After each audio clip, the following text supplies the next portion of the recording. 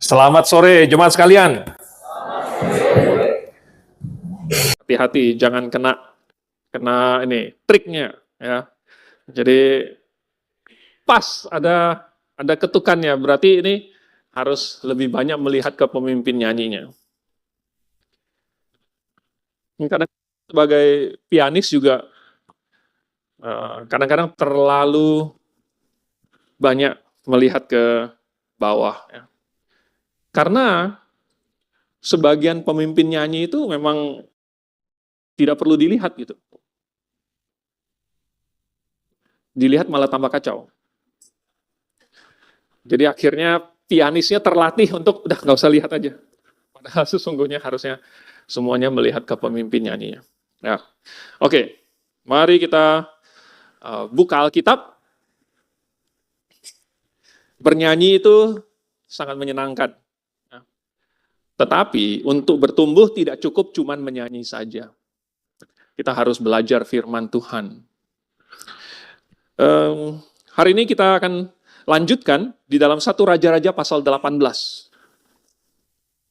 1 Raja-Raja pasal 18 kali ini, ya kita sudah kan bulan-bulan lalu kita sudah lihat ya, kekeringan, ya karena ini hukuman Tuhan.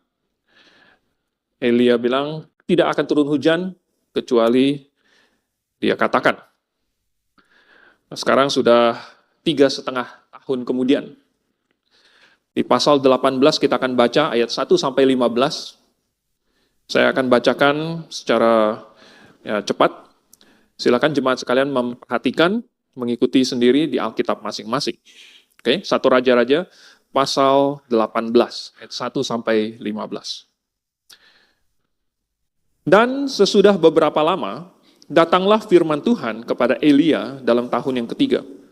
Pergilah, perlihatkanlah dirimu kepada Ahab, sebab aku hendak memberi hujan ke atas muka bumi. Lalu pergilah Elia memperlihatkan diri kepada Ahab. Adapun kelaparan itu berat di Samaria. Sebab itu Ahab telah memanggil Obaja yang menjadi kepala istana. Obaja itu seorang yang sungguh-sungguh takut akan Tuhan. Karena pada waktu Izebel melenyapkan nabi-nabi Tuhan, Obaja mengambil 100 orang nabi, lalu menyembunyikan mereka 50-50 sekelompok dalam gua dan mengurus makanan dan minuman mereka. Ahab berkata kepada Obaja, jelajahilah negeri ini, dan pergi ke segala mata air dan ke semua sungai. Barangkali kita menemukan rumput, sehingga kita dapat menyelamatkan kuda dan bagal, dan tidak usah kita memotong seekor pun dari hewan itu.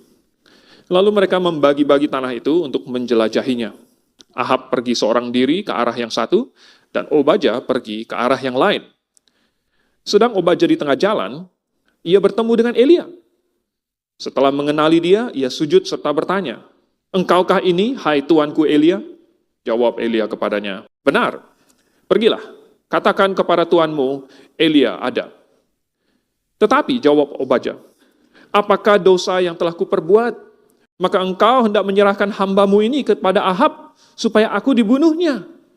Demi Tuhan Allahmu yang hidup, sesungguhnya tidak ada bangsa atau kerajaan yang tidak didatangi suruhan tuanku Ahab untuk mencari engkau. Dan apabila orang berkata, ia tidak ada, maka ia menyuruh kerajaan atau bangsa itu bersumpah bahwa engkau tidak ditemukan di sana. Dan sekarang engkau berkata, pergilah, katakan kepada tuanmu, Elia ada. Mungkin terjadi apabila aku sudah pergi daripadamu, roh Tuhan mengangkat engkau ke tempat yang tidak aku ketahui. Kalau aku sampai kepada Ahab untuk memberitahukannya, dan engkau tidak didapatinya, tentulah ia akan membunuh aku. Padahal hambamu ini dari sejak kecil takut akan Tuhan. Tidakkah diberitahukan kepada tuanku apa yang telah kulakukan pada waktu Izebel membunuh nabi-nabi Tuhan? Bagaimana aku menyembunyikan 100 orang nabi-nabi Tuhan dalam gua, 50-50 sekelompok, dan mengurus makanan dan minuman mereka. Dan sekarang, mengapa engkau ini berkata, pergilah katakan kepada tuanmu, Elia ada. Ia pasti akan membunuh aku. Jawab Elia, demi Tuhan semesta alam yang hidup, yang kulayani, sesungguhnya hari ini juga aku akan memperlihatkan diri kepadanya. Mari kita berdoa dulu. Bapa di surga, kami pada sore hari ini berkumpul kembali. Sudah tadi pagi kami berkumpul berjemaat karena kami ingin mempelajari firman Tuhan. Dan kami ingin mendalaminya sedalam-dalamnya Tuhan. Dan dari firman-Mu kami ingin menarik suatu prinsip yang benar, yang dapat kami pakai untuk kehidupan kami. Biarlah ini yang kami dapatkan hari ini. Mohon Roh Kudus yang ada di dalam hati kami yang bekerja. Dalam nama Tuhan Yesus kami berdoa. Amin. Obadya, cerita tentang Obadya ini jarang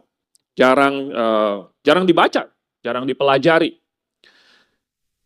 Tetapi mengandung suatu prinsip yang indah.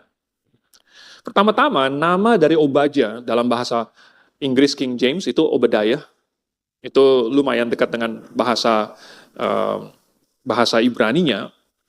Akar katanya adalah Obed, yaitu adalah hamba. Kemudian Obadya, ya, atau J-nya itu adalah singkatan dari Jehovah. Jadi Obadya artinya adalah hamba dari Jehovah. Dari namanya saja, Obadya ini adalah hamba Tuhan. Tapi dari mana dia bisa jadi hambanya Ahab? Hamba Tuhan jadi hamba Ahab. Hamba Ahab ini, Ahab itu jelas bukan hamba Tuhan. Ahab ini adalah penentang Tuhan. Ahab ini justru melupakan Tuhan.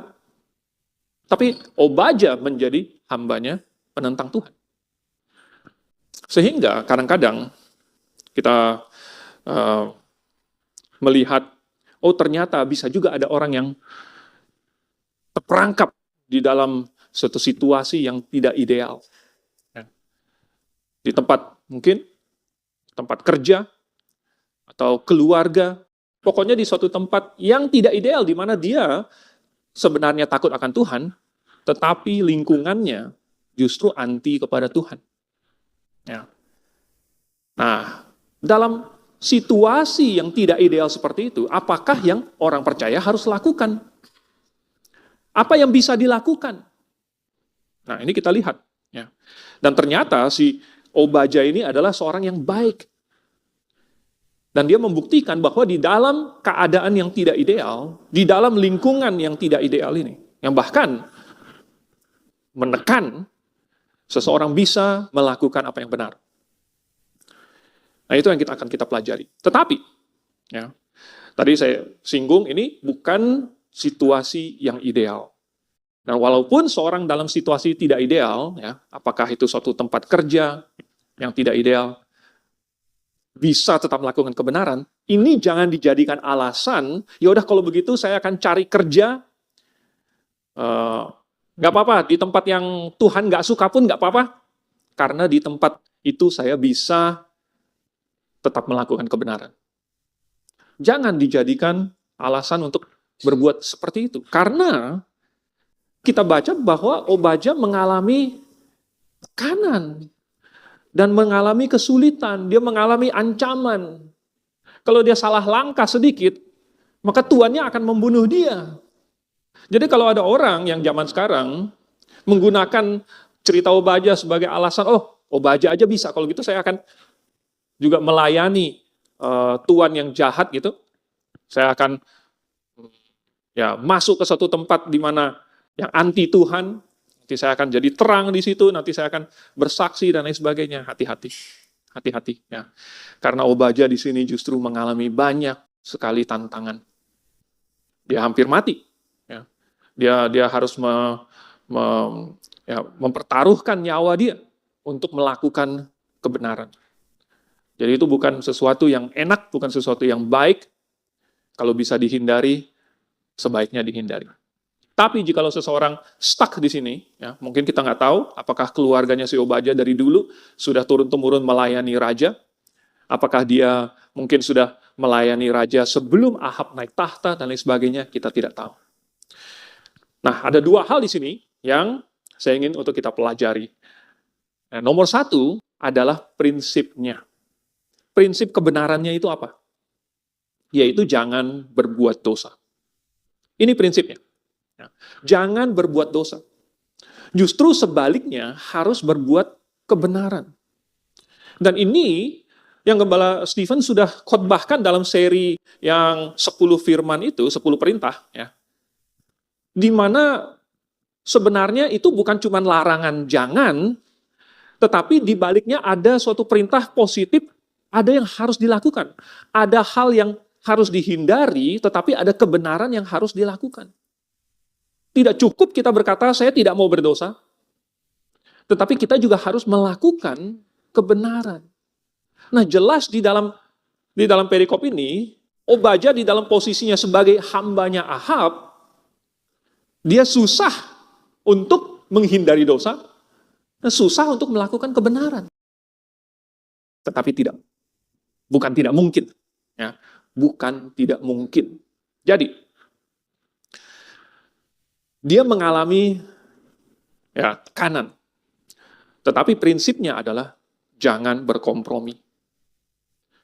Karena seringkali manusia cenderung membuat alasan, ya nggak apa-apalah saya melakukan sesuatu, walaupun saya tahu ini tidak sepenuhnya benar. Ya, nggak apa-apalah saya ikut, walaupun saya tahu mungkin Tuhan nggak benar-benar suka. Ya, nggak apa-apalah saya tidak usah terlalu keras. Ya, dengan alasan mungkin saya takut dikucilkan, saya takut dianiaya atau takut dipecat dan lain sebagainya. Tetapi jikalau seseorang tidak melakukan kebenaran dengan alasan untuk keuntungan pribadi atau keamanan pribadi atau kenyamanan pribadi, itu namanya sudah kompromi. Nah, itulah yang jangan dilakukan. Tapi iblis itu akan berusaha sekuat tenaga untuk membuat orang Kristen terpaksa. Ya. Terpaksa berbohong mungkin, terpaksa mencuri mungkin, terpaksa menutup-nutupi kebohongan atau kejahatan, terpaksa menggunakan nama Tuhan dengan tidak hormat, dan lain-lain. Karena kalau tidak, maka orang Kristen ini akan makin terjepit, sehingga dia tanda kutip terpaksa untuk melakukan hal-hal itu. Nah, orang Kristen harus memegang prinsip ini. Apapun pekerjaannya. Ya. Saya nggak bicara cuma menjadi hambanya siapa gitu ya. Apapun pekerjaan kita. Baik pekerjaan yang tidak ideal maupun pekerjaan yang ideal. Pekerjaan yang di situ banyak yang anti Tuhan, atau di dalam lingkungan yang justru malahan banyak yang percaya Tuhan. Dalam pekerjaan, dalam situasi, dalam keadaan apapun, prinsipnya adalah jangan berbuat dosa, jangan berkompromi. Di dalam Lukas pasal 3, waktu itu Yohanes Pembaptis sedang membaptis dan dia berkhotbah. Orang-orang datang dari mana-mana untuk mendengarkan khotbahnya. Bertobatlah. Dan mereka bertobat. Lalu kemudian mereka bertanya, kalau begitu apa yang harus kami lakukan? Kalau kami disuruh berbalik, ya kan, bertobat kan namanya berbalik. Kalau kami disuruh untuk berbalik, sekarang apa yang harus kami lakukan? Sebelumnya kami melakukan apa yang biasa, tetapi kalau kami tidak boleh melakukan itu lagi, kalau begitu apa yang harus kami lakukan? Para pemungut cukai tanya, apa yang harus kami lakukan? Pemungut cukai ini adalah satu profesi yang walaupun basah, ya, tetapi rawan. Karena sifat dari sistemnya itu, pemerintah Roma itu akan mensensus suatu daerah, lalu berdasarkan sensus itu akan menetapkan berapa jumlah pajak yang harus diserahkan daerah itu. Lalu kemudian akan dibagi-bagi lagi, dan diangkatlah para pemungut cukai yang akan memungut dari satu daerah. Dan karena itu sudah dihitung oleh pemerintah pusat, bahwa daerah ini harus dikenakan pajak sekian, maka tugas dari pemungut pajak itu adalah untuk menarik-narik, pokoknya menagih dari semua rakyat yang ada di situ, supaya disetor ke pemerintah pusat. Dan, ya, seringkali pemerintah pusat tidak peduli, mau pajaknya itu berat atau ringan, ya. Dalam satu rumah tangga ini ada lagi kesulitan apa, ya, anggota keluarganya berapa, anaknya masih kecil, dan lain sebagainya. Pemerintah pusat tidak peduli. Dan oleh sebab itu tergantung kepada si pemungut pajaknya. Pemungut pajaknya ini juga ditekan. Harus ada setorannya. Jadi karena dia ditekan dari atas, dia juga akhirnya menekan ke bawah. Itulah sebabnya maka orang Yahudi pada waktu itu menganggap pemungut cukai sebagai orang berdosa. Seringkali mereka menagih lebih daripada apa yang harus dia setor. Karena kelebihannya itu akan dia simpan sendiri. Makanya pemungut cukai jadi kaya raya. Apa kata Yohanes? Yohanes Pembaptis bilang, jangan menagih lebih daripada yang ditentukan bagimu. Wow. Ini dalam pekerjaannya ini, ya, di mana keuntungannya itulah yang akan dia ambil. Kalau dia tidak menagih lebih, berarti marginnya itu antara 0 sampai ya tipis banget. Kalau gitu dia hidup dari mana? Berarti susah dong. Lihat pemungut cukai yang lain, mereka semua kaya raya. Tapi ini pemungut cukai yang sudah bertobat malah miskin. Pemungut cukai yang tidak kenal Tuhan malah kaya raya. Pemungut cukai yang kenal Tuhan, yang takut akan Tuhan malah miskin. Gimana ini? Memang susah. Memang susah. Tetapi Yohanes Pembaptis bilang begitu. Bukan saya yang bilang. Prajurit-prajurit juga bertanya. Ini prajurit. Ya. Apa yang harus kami perbuat? Yohanes Pembaptis bilang apa? Jangan memeras. Ya. Jangan merampas dan cukupkan diri dengan gajimu. Jangan memeras, jangan merampas, cukupkan diri dengan gaji. Saya jadi teringat kepada satu institusi di Indonesia, ya, yang rawan memeras, rawan merampas, dan walaupun gajinya kecil, tetapi kemudian bisa ada rumah, ada tanah, ada mobil, dan lain sebagainya. Seandainya mereka bertobat, lalu tanya kepada Yohanes Pembaptis. Hari ini nggak ada Yohanes Pembaptis. Jadi mungkin tanyanya sama Gembala Stephen. Apa yang harus kami perbuat? Nanti Gembala Stephen akan bilang, jangan memeras, jangan merampas. Ya. Bukan kata Gembala Stephen, dia mengutip apa yang Yohanes Pembaptis katakan. Ya, cukupkan diri dengan gajimu. Loh, itu teman-teman yang lain yang tidak kenal Tuhan, yang tidak takut akan Tuhan, mereka kaya raya. Ya memang. Itulah sulitnya, itulah tantangannya. Kalau memang nggak tahan di lingkungan yang memaksa seseorang berdosa, yang memaksa orang percaya berdosa, ya itulah, ya, itulah kesulitannya. Dan Obaja juga berada dalam posisi sulit ini. Ya. Nah, untuk situasi seperti itu, Tuhan Yesus pernah menceritakan suatu perumpamaan yang sulit untuk ditafsirkan, yaitu tentang bendahara yang tidak jujur. Ini ada bendahara yang tidak jujur. Tuhan ceritain tentang bendahara yang tidak jujur, lalu Tuhan memuji bendahara yang tidak jujur itu. Tapi pujiannya bukan karena dia tidak jujur. Pujiannya adalah karena bendahara itu cerdik. Ya. Dia dipuji bukan karena dia tidak jujur, dia dipuji karena dia cerdik. Kenapa si bendahara yang tidak jujur ini cerdik? Kenapa itu yang dipuji? Karena si bendahara ini menyadari bahwa ini posisi dia ini tidak permanen. Ya. Posisi dia ini sewaktu-waktu bisa copot. Karena dia tidak lagi menguntungkan tuannya yang duniawi. Dia tidak lagi sejalan dengan tuannya yang duniawi. Dia tidak lagi bekerja untuk tuannya yang duniawi. Maka tuannya yang duniawi itu tidak senang lagi sama dia dan tinggal tunggu waktu. Cepat atau lambat, dia akan dipecat. Cepat atau lambat, pasti akan dipecat. Makanya dia cerdik, maka dia menyadari posisi saya ini tidak tetap. Ini cuma sementara. Nah, Di dalam 2 Timotius pasal 3 ayat ke-12. Paulus bilang, memang setiap orang yang mau hidup beribadah, itu pasti akan menderita aniaya. Paulus bilang begitu. Nah ini, Paulus ini bukan sembarangan orang. Dia adalah rasul yang sangat giat, yang sudah mengalami asam garamnya itu, pengalamannya itu, pengalaman disesah, pengalaman dipukuli, pengalaman dicambuk, pengalaman di penjara, bahkan pengalaman hampir mati, atau bahkan mati, digigit ular, karam kapal. Tetapi dia bilang, setiap orang yang mau hidup beribadah pasti akan menderita aniaya.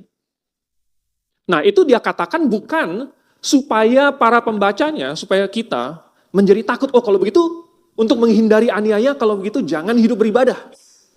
Bukan itu tujuan Paulus tulis itu kan. Maksudnya Paulus justru, ini kita-kita ini yang sudah diselamatkan, kita-kita ini yang sudah percaya kepada Tuhan, yang sudah memberikan hidup kita kepada Tuhan, kalau kita hidup beribadah, maka dianiaya itu biasa. Setiap orang yang hidup beribadah, pasti akan menderita aniaya. Saking pastinya ini, bahkan bisa dijadikan salah satu tolak ukur apakah seseorang hidup beribadah, atau sebenarnya enggak. Ya. Jikalau Anda di lingkungan kerjamu, di antara orang-orang yang tidak mengenal Tuhan, dan Anda diterima sebaik-baiknya, sepenuh-penuhnya, sama sekali tidak ada penolakan terhadap Anda, tidak ada bombastic side eye, tidak dilihatin dengan sinis, tidak diomongin, tidak digosipin dan lain sebagainya.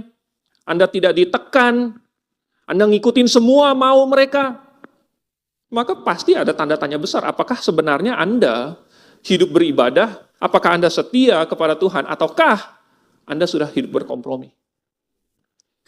Karena jikalau seseorang teguh berpegang kepada prinsip kebenaran, dia tidak mau berdosa. Kalau dia mau melakukan kebenaran, maka dia pasti menderita aniaya. Memang intensitasnya bisa bervariasi, tetapi penganiayaan itu nyata. Jadi,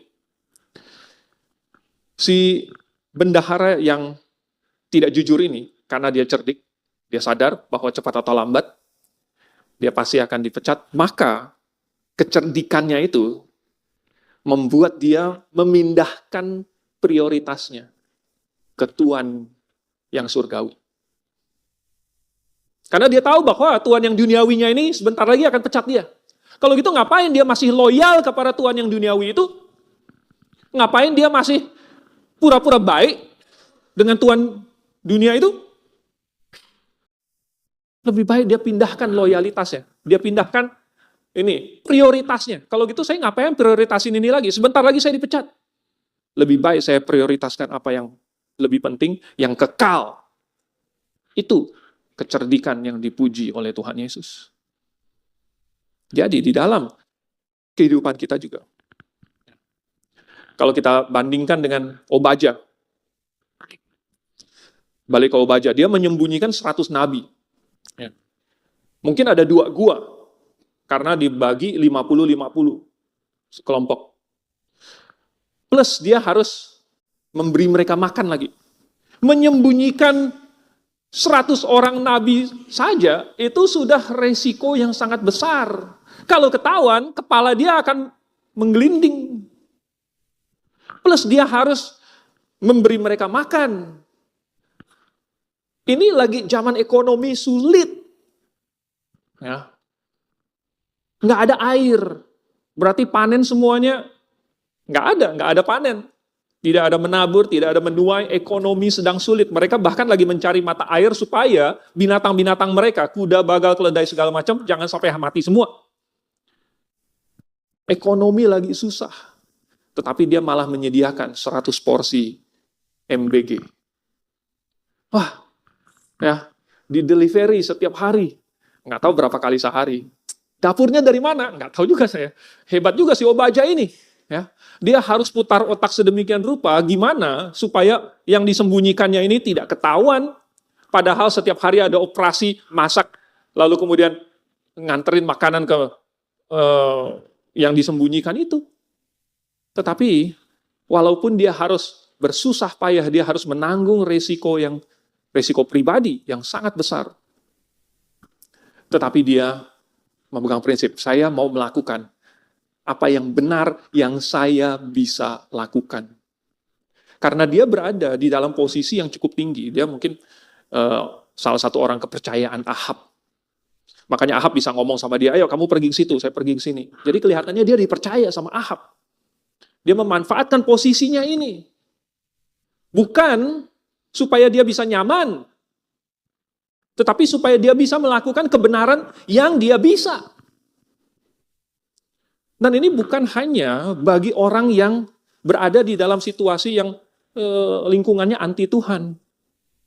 Untuk semua kita, apapun profesi atau pekerjaan kita, bukankah Tuhan menaruh kita di situ supaya kita bisa melakukan kebenaran? Apa kebenaran yang bisa kita lakukan? Apa kebaikan yang bisa kita lakukan? Bagaimana kita menjadi berkat dalam posisi kita yang sesuai dengan kemampuan kita? Bukankah itu yang Tuhan inginkan? Sekalipun ada resikonya. Tapi, gimana rasanya? Pasti dia takut sekali. Ya kan? Karena ini ancamannya ini maut. Nah, mungkin bukan cuma untuk dirinya sendiri, keluarganya pun terancam. Kalau sampai dia ketahuan, bukan cuma dia, anak cucunya, istri, segala macam, keluarga besarnya mungkin dibantai semua. Tetapi, setakut-takutnya Obadja kepada Ahab, atau kepada Isabel, istri tuannya, setakut-takutnya Obadja kepada Ahab dan Isabel, dia lebih takut sama Tuhan. Kalau dia mengikuti apa yang Isabel perintahkan dan membunuh 100 nabi itu, dia lebih takut kepada Tuhan. Jadi dia, ya udah, walaupun saya takut juga kepada Ahab, kepada Isabel, saya lebih takut sama Tuhan. Adakah kita menyadari ini juga di dalam kehidupan kita? Adakah kita juga takut sama Tuhan? Atau karena Tuhan nggak kelihatan, maka kita tidak takut? Dan kalau Obadja memikirkan keluarganya, pasti dia sayang dong. Ya. Keluarganya pasti bergantung sama Obadja untuk penghidupannya, untuk masa depannya. Kalau saya mati, kalau saya ketahuan, bagaimana dengan keluarga saya? Tetapi sesayang-sayangnya Obadja kepada keluarganya, dia masih lebih sayang Tuhan. Sehingga akhirnya dia lebih memilih untuk melakukan kebenaran. Karena dia sayang sama Tuhan. Karena dia takut sama Tuhan. Karena dia menghormati Tuhan. Karena dia mau setia sama Tuhan. Karena dengan begitulah, hanya dengan dia hormat kepada Tuhan, hanya dengan dia takut kepada Tuhan, dia bisa menjadi terang di situ. Kalau Tuhan sudah tempatkan dia di istana Ahab, bahkan sampai jadi kepala istana, dan tujuannya adalah supaya Obadja menjadi terang di situ, tapi kalau Obadjanya kompromi, padamlah terang itu. Kalau Obadja lalu ketakutan, tertutuplah terang itu. Terang itu tidak ada gunanya. Kalau seseorang tidak mengasihi Tuhan, tidak takut kepada Tuhan. Jadi, ada suatu prinsip yang indah di sini, yang Obadja kasih lihat kepada kita. Dia dalam posisi yang sangat sulit, tetapi dia masih memegang prinsip, saya tidak mau melakukan dosa, saya mau melakukan kebenaran, apa yang saya bisa. Saya tahu loyalitas saya kepada siapa. Dan ini sangat penting. Ya. Bahkan di dunia ini saja, orang yang cerdik itu tahu bahwa seloyal-loyalnya karyawan kepada perusahaan, perusahaan tidak akan loyal kepada karyawannya. Ya. Justru karyawan yang akan diperas dan disuruh, ayo kamu harus berkorban demi perusahaan. Pernahkah perusahaan berkorban demi karyawannya? Mungkin bisa dihitung kasusnya di tangan jari. Oleh sebab itu, untuk apa kita melayani Tuhan dari dunia ini? Bukankah kita punya Tuhan yang lebih baik, yang benar-benar mengasihi kita? Lalu hal yang kedua bisa kita pelajari di sini ada pada keterbatasan si Obadya, atau keterbatasan manusia, yaitu keterbatasan pengetahuan, pemahaman kita. Karena kita tidak mengetahui pikiran Allah dan rencana Allah. Dan itu membatasi kita. Karena kita tidak paham, karena kita kurang pengetahuan, kita tidak tahu rencana Tuhan. Maka itu mempengaruhi tindakan kita, atau pikiran kita, atau keputusan-keputusan kita. Ya, tapi ini belum tentu salah kita. Ya, karena ya memang namanya juga manusia, kita tidak sempurna dan kita masih terbatas. Apalagi Obadya ini, dia berada di Israel, di Samaria. Dan puluhan tahun sebelumnya, Yerobeam sudah mengusir semua imam-imam, orang Lewi, ya, supaya pergi kembali ke Yehuda. Plus waktu itu, banyak orang yang takut akan Tuhan, yang tetap mau beribadah di Yerusalem, itu migrasi. Semua pindah, yang dari daerah Israel di mana-mana, yang masih tetap mau setia kepada Tuhan, mau beribadah ke Yerusalem, mereka pindah ke Yehuda. Tinggal beberapa, termasuk Obadya yang tidak ikut pindah. Berarti, di daerah di mana si Obadya ada, sulit untuk mendapatkan pengajaran. Mana ada nabi? Di zamannya Yerobeam saja, Tuhan harus mengirim abdi Allah dari Yehuda untuk menyampaikan pesan kepada si Yerobeam. Memangnya nggak ada nabi di Samaria? Ada. Ya. Waktu itu di Betel. Tetapi nabi tua itu malah diam. Nabi tua itu tiarap, takut sama Yerobeam. Makanya Tuhan kirim abdi Allah dari Yehuda. Sampai abdi Allah itu kena tipu, kemudian akhirnya dimakan singa. Tetapi itu menunjukkan bahwa di daerahnya Yerobeam, di daerah Israel itu, semua nabi itu sudah pada ketakutan. Mereka semua sudah pindah. Obadya mau dapat firman Tuhan dari mana lagi? Kalau dia mau belajar dari siapa? Mana ada imam yang mengajari dia? Betapa beruntungnya kita hari ini dibandingkan Obadya. Masih ada jemaat yang benar. Masih ada firman Tuhan. Dan sekalipun kamu terjebak di mana di ujung dunia begitu, asal kamu masih punya wifi atau data, kamu masih bisa search channel Grafe, YouTube-nya. Kemudian nonton di situ. Kalau kamu terjebak. Tentu kalau kamu bisa ya harus datang ke gereja juga. Tetapi betapa beruntungnya kita hari ini punya Alkitab, punya banyak sekali alat-alat yang kita pakai belajar Alkitab. Ada persekutuan ini, ada sekolah minggu, ada kelas, ada blok kelas, seminar, dan lain sebagainya. Pengetahuan itu akan memperkaya seseorang sehingga dia memahami Tuhan, memahami diri Tuhan, pikiran Tuhan. Nah, karena si Obadya tidak paham, dan mungkin kita bisa maklum kenapa, makanya dia sampai menjawab Elia seperti yang kita baca. Jadi ceritanya Elia muncul, lalu kemudian pertama kali melihat, si Obadya mengenali, oh Tuhanku itukah Elia. Elia bilang, pergi, bilang sama Ahab Tuhanmu, bahwa Elia ada. Maksudnya saya ketemu. Kan katanya mereka pergi kemana-mana, kirim utusan, untuk tanyakan apakah Elia ada di situ. Ya. Karena dalam logikanya si Ahab ini seluruh negeri lagi kekeringan. Pasti si Elia juga butuh minum dong. Ya kan? Si Elia pasti butuh ini. Sedangkan di seluruh daerah Israel nggak ada tempat minum, nggak ada kafe yang masih buka, tidak ada Starbucks. Jadi kemana si Elia ini? Ditanyainlah ke negeri-negeri di tetangga begitu. Jangan-jangan si Elia ngumpet di negeri tetangga. Nah maksudnya begitu. Lalu kemudian, waktu si Elia bilang, pergi kasih tahu Ahab bahwa Elia ada. Si Obadya ini yang sangat cerdas.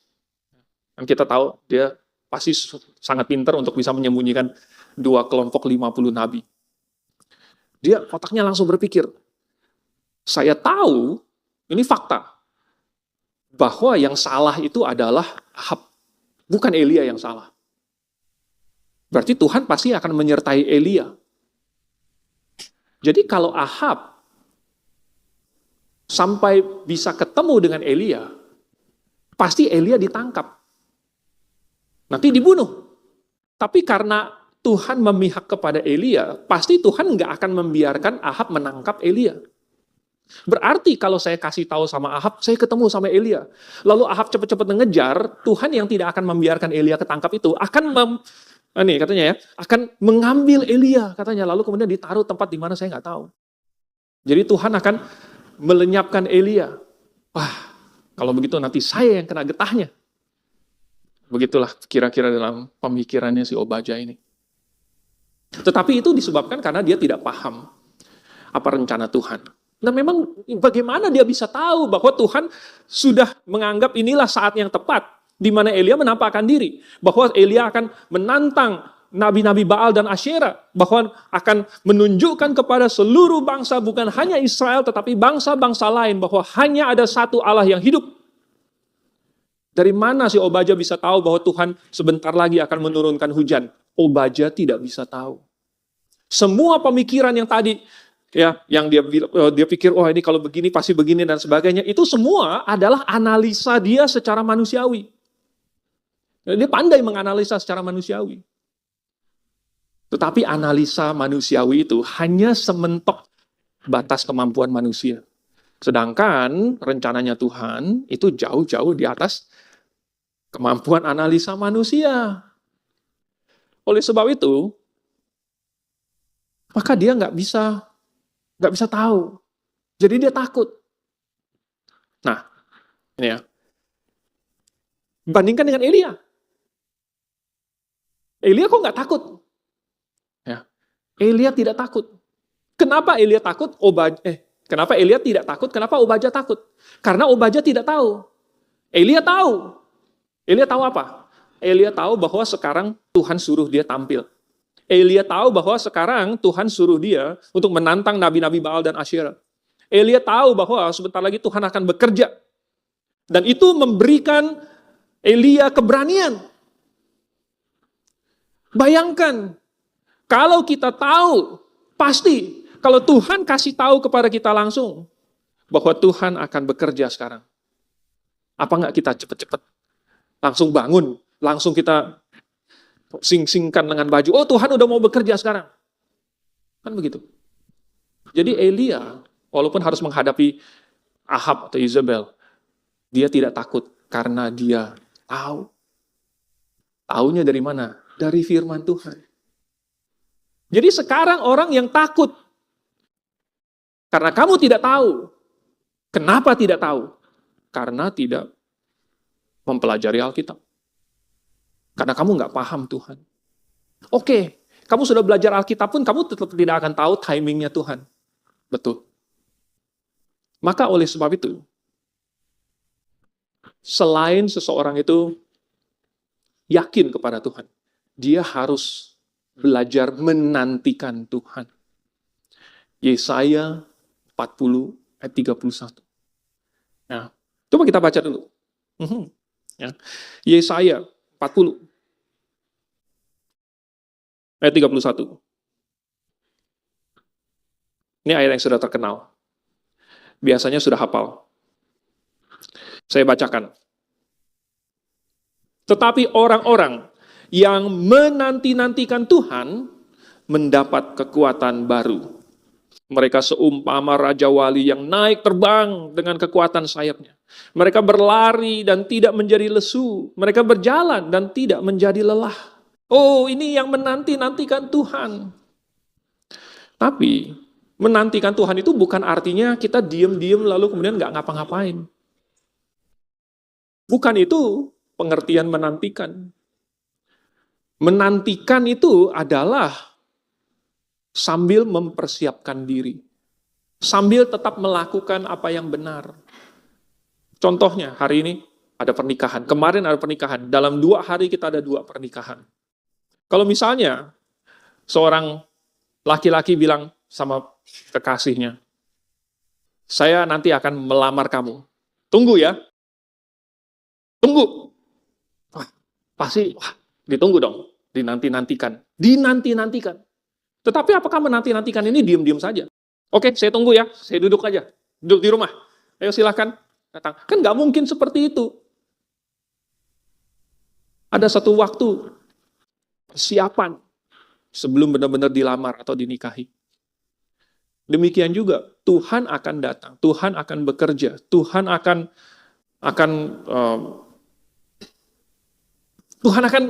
melakukan sesuatu. Tetapi yang menanti-nantikan itu tetap melakukan apa yang benar, yang dia tahu. Dia tidak perlu melakukan apa yang dia tidak bisa, tidak perlu melakukan apa yang dia tidak tahu. Sambil menantikan cukup melakukan apa yang dia tahu dan apa yang dia bisa. Itu sudah cukup. Maka, seperti di dalam Mazmur pasal 23, di mana Daud memposisikan diri sebagai seekor domba. Dan di ayat 4-nya dia bilang, sekalipun aku harus berjalan dalam lembah kekelaman. Kalau dalam bahasa Inggrisnya, the valley of the shadow of death. Lembah bayang-bayang maut. Bukan cuma lembah yang kelam. Tetapi bayang-bayang maut. Resikonya fatal, maut. Di dalam lembah bayang-bayang maut, aku tidak takut bahaya. Sebab engkau besertaku. Gadamu dan tongkatmu itulah yang menghibur aku. Elia tidak takut. Karena dia ada Tuhan yang membacking dia. Obadya takut. Karena backingan dia siapa? Ahab. Ya oke lah, dia masih takut kepada Tuhan. Tetapi kan dia lagi kerja sama Ahab. Dia sendiri tidak punya pemahaman, dia tidak tahu ada firman Tuhan segala macam, dia tidak tahu. Backingan apa? Dia tidak tahu dia punya backingan. Dia pokoknya berdoa saja, nanti Tuhan yang akan bertindak. Menantikan. Tetapi kalau kita sudah punya pengetahuan itu, kita tidak akan takut sekalipun kita melewati lembah bayang-bayang maut.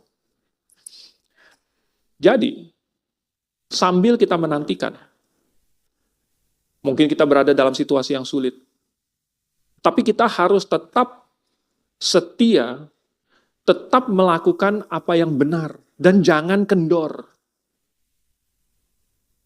Ini setiap hari Minggu kayaknya itu muncul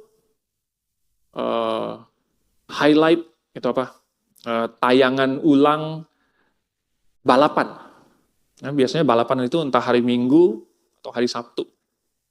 Biasanya sih hari Minggu. Lalu kadang-kadang saya nonton juga balapan. Kalau balapan itu misalnya mobil F1, itu mobil yang di belakang itu selalu mau nempel terus di belakang yang di depan itu. Dia mau nempel. Kenapa dia mau nempel terus? Alasan utamanya adalah supaya dia bisa nebeng, itu namanya slipstream-nya. Jadi tahanan udara yang pertama diterobos oleh mobil itu ada tahanan udara yang besar, karena kecepatannya tinggi sekali. Tetapi kemudian itu akan naik melewati bodi mobilnya, lalu kemudian ke belakang. Nah, mobil yang di belakangnya ini, itu berada di bawah, di dalam bayang-bayang kayak suatu bubble yang tidak ada tahanan udara yang sebesar itu. Jadi kalau dia mepet dengan mobil di belakang itu, mobil di depannya, dia akan mengalami hambatan udara yang jauh lebih sedikit.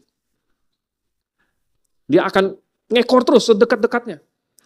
Lalu kemudian dia cari kesempatan di mana tiba-tiba dia akan menyalip dari samping, lalu kemudian overtake.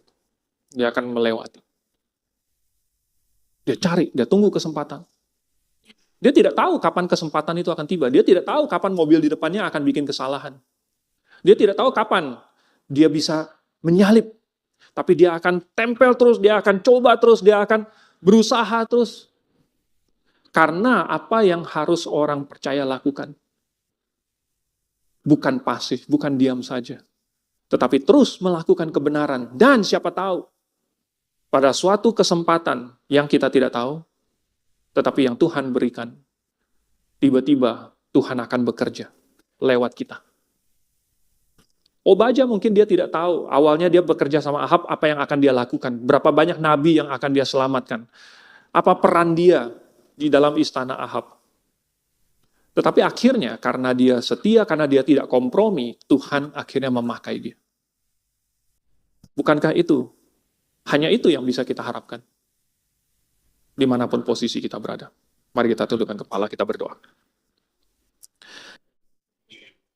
Bapa di surga, kami memberikan diri kami supaya Engkau ajar, Engkau bentuk, dan kami akan melakukan apa yang dapat kami lakukan sesuai pemahaman kami. Kami akan mengejar kebenaran itu. Seandainya Tuhan kami kurang sempurna, Tuhan tolong ampuni kesalahan kami dan bantu kami untuk menjadi lebih baik lagi. Dan dimanapun kami berada Tuhan, bantu kami untuk memiliki keberanian melakukan apa yang benar, sekalipun ada harga, ada risiko yang kami bayar. Dan apabila suatu hari kami memang harus membayar harganya, maka kami bisa bersyukur karena kami telah memiliki tabungan, suatu harta di surga yang tidak dapat diambil dari kami, suatu harta rohani yang akan berlipat ganda. Dan bahwa orang-orang yang menderita aniaya demi namamu, demi kebenaran, Engkau berjanji bahwa merekalah yang akan diberkati. Kami mengucap syukur, kami berdoa dalam nama Tuhan Yesus. Amin.